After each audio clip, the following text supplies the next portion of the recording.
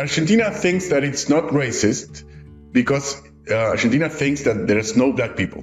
In Argentina, blacks do not exist. That's a Brazilian problem. That was Carlos Menem, then president of Argentina in 1996. It is said that it's the whitest country in South America, that it's the Paris of America, of Latin America. Argentina is not white.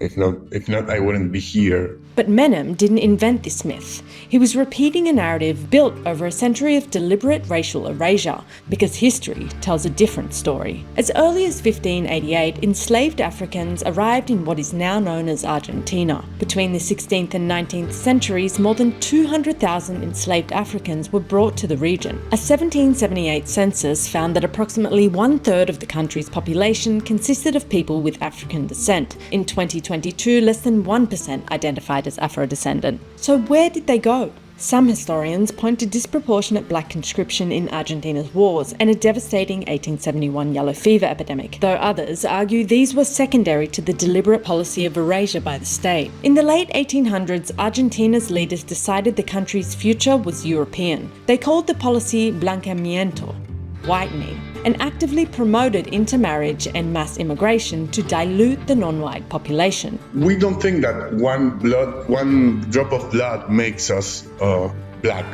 We think that one drop of blood makes us white. Around 7 million subsidised immigrants, mainly from Spain and Italy, arrived between 1850 and 1950, while Black and Indigenous people were pushed out of the public record. The Argentinian state created a new racial category, trigueño, that means from the color of the wheat, and that made black people invisible and indigenous people.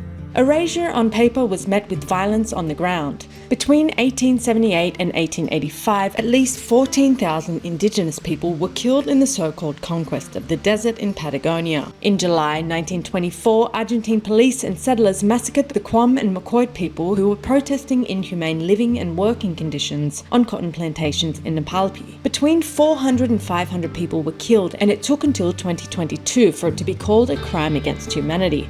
Indigenous people, they ask them where are they from, and they're from Argentina. They're more Argentinian. In fact, they've been here before Argentina existed. Even Argentina's most famous export carries this history of erasure. We don't know that tango comes from Milonga, that came from African music. We don't know that. We say just it's Argentinian. We are here, that we didn't die in the wars, and we are black and we are Argentinians and Argentina is black.